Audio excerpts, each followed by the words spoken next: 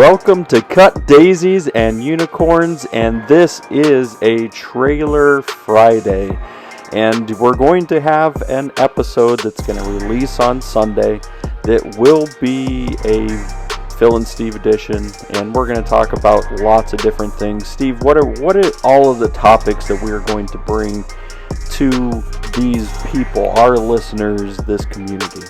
I think we were befuddled with the idea that Netflix is going to do a Hobbit story based kind of on Game of Thrones.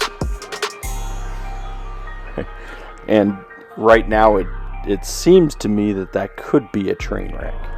Well, and that J.R.R. Tolkien is rolling over in his grave with the idea of such salaciousness being propagated by hobbits and elves and wizards. Oh my. Yeah, because I feel like you can do fantasy without bringing in, like, you know, the what do they call that? Smut.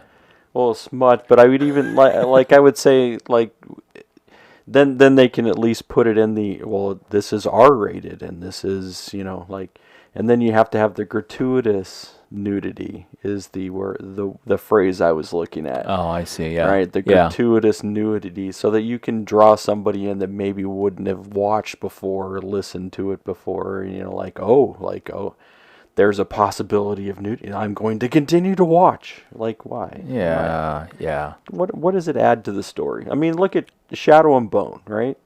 It's a great fantasy series. Oh, so good. Right. Yeah. I mean, and like, even though they were saying that there is nudity on some episodes, like, I don't recall anything maybe other than some butt crack. And we all got one. We all have. I mean, so I think that was their level of nudity.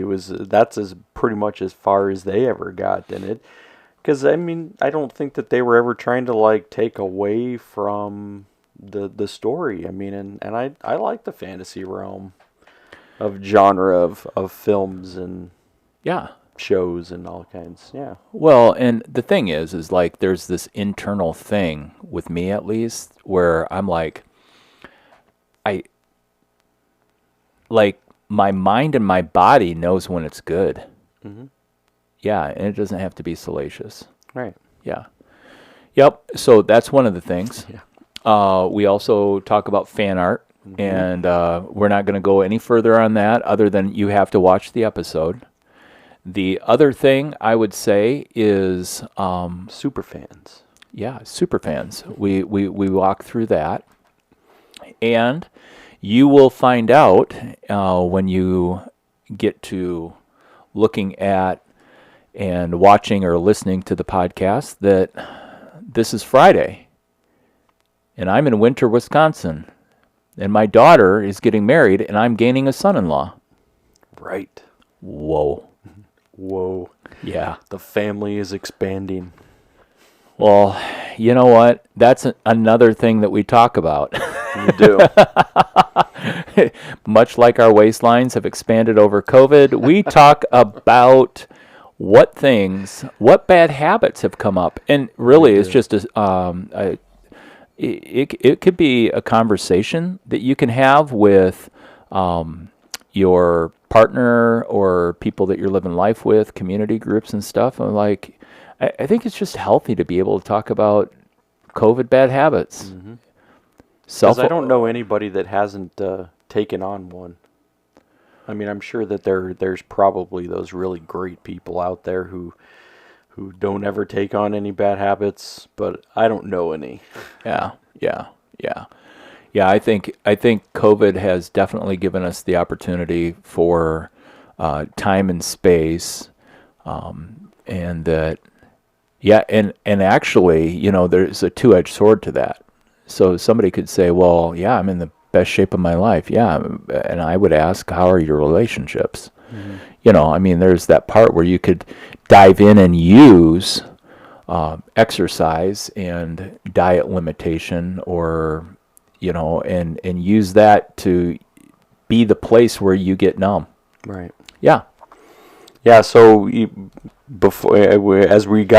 kind of finished up with that what habits have you taken on. Yeah. But I think going back to, we also have the whole segment, a teaching based on Roar, but something that you flesh out in there about some of the old traditions of marriage and how that gets played out in possession. Yeah. So good conversations there too. Yeah, and if you don't know much of or about human trafficking, we get to the roots that Father Richard Rohr has taught in regards to humanity and humanity in possession, and how that fits into what had become a tradition in weddings of fathers giving their daughters away. And so we spend quite a bit of time in the on the land in between there, talking about that and through that, and laying a foundation for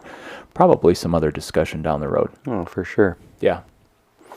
Yeah, so what we do is, so we follow we get into some rabbit holes, but, it's just what you should expect from Phil and Steve editions. Yeah, but if we're talking about The Hobbit and Lord of the Rings, right. we probably fell into hobbit holes. We get to learn a whole bunch of good information, new information that I learned about Steve in this episode. Yeah. So 2 things in particular. So I learned 2 things about Steve. So maybe you also will learn 2 things about Steve in this episode. If you know Steve, maybe they're not new to you. Aunt Linda out there probably knew some of those. I think 1 out of the 2. Oh, so yeah, 1 out of the 2. Right. Family of origin would kind of have a historic knowledge of the one. Right. And then, and then, different people who hung out at Gloria Day probably aware of the other, especially if you were on a worship team, and then said story unfolds multiple times over 3 to 4 years. So anyway, like if we could be more vague, we would be.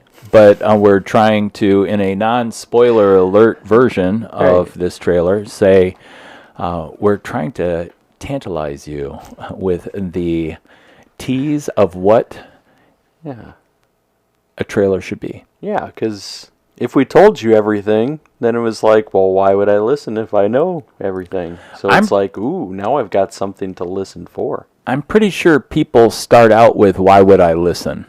Period. Right. Why? I mean, really? Why? You're asking us to. Well, yeah.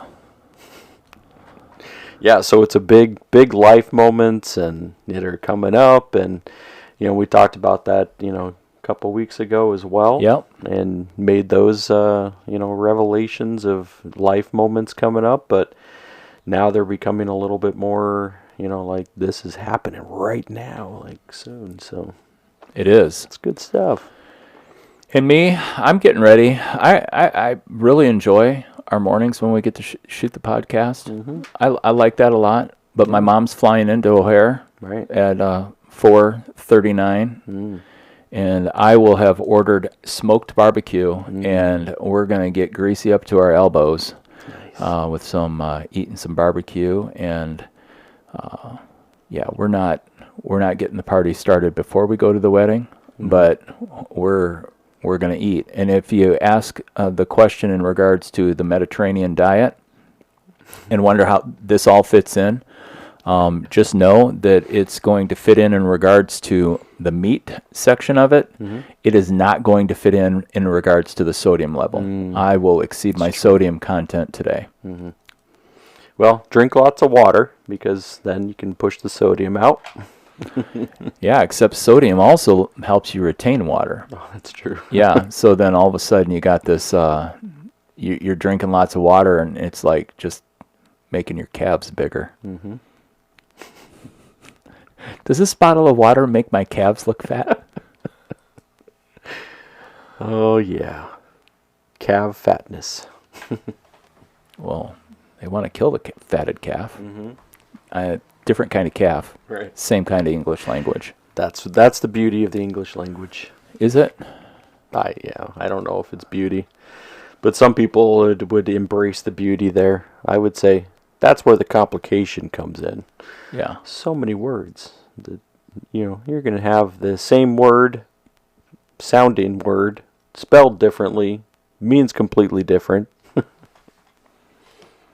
Calf and calf, that's spelled differently? No, I'm just saying other English words. Oh, that, okay. You can get into. Yeah. That's where the complication, when you get people who are trying to learn English and they're like, how does this pot, I don't know. It's just what we do. Yeah, because they're trying to learn English. Where? Over there. Right. And there. Yeah. Yeah, there's some, yeah. And it's their problem to discern. That is their problem. We've had to, we were steeped in it, so that's how we know it, but... Yeah. Well, we call it Thursday, but this is for Friday. It's for Friday. So we, once again, are traveling into the future. Mm-hmm. And so at the time when you listen to this, just know that deep in our hearts, that even though we won't be present with you as you listen, we are present with you right now as we speak. Right. In the anticipation of that when the time is you do listen, that we'll be there with you. Mm-hmm. And our sound waves continue to ripple into the future. Ripple, ripple. I wonder if there's an alien out there that's listening to the multiple waves of sound waves. If so every time a listener of ours listens to our voices, if they think it's a reverberation echo because they hear the noise of the sounds heading to them. It's philosophical. Is it? Yeah. Because I don't know if there's an answer. Well, I think maybe. I think from the point of origin, there's the original ripple.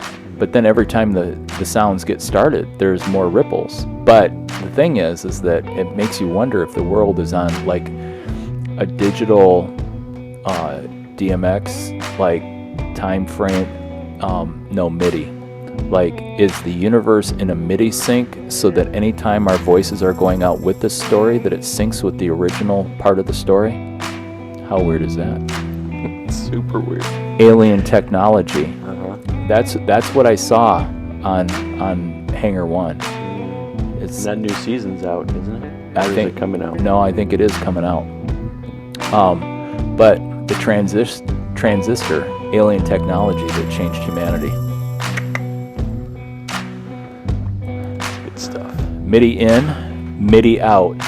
Reality is me out. Peace.